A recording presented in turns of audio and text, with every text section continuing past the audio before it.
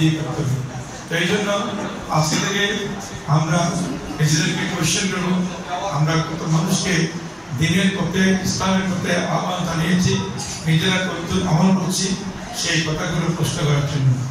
পবিত্র রমজান এই শিক্ষা দিয়েছে যে এই রমজান উপলক্ষে রোজার মাসে আল্লাহ পাক কোরআন নাযিল করেছেন, এই মাসে রোজা থাকার নির্দেশ দিয়েছে। এই মাসে পবিত্র শবে কদর এসেছে, আমরা কদর রাত এই মাসে পেয়েছি।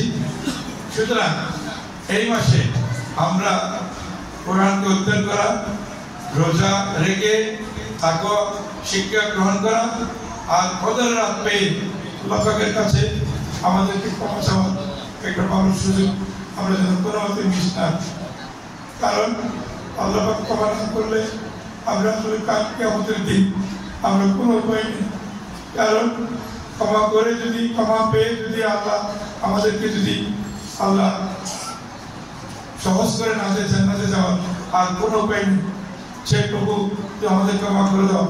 কদর রাতের এই শিক্ষাটা আমাদের কাছে সবার কাছে আজকে আমি বিনীত অনুরোধ করবো। আজকে থেকে কদর শুরু হয়েছে আমাদের দেশে।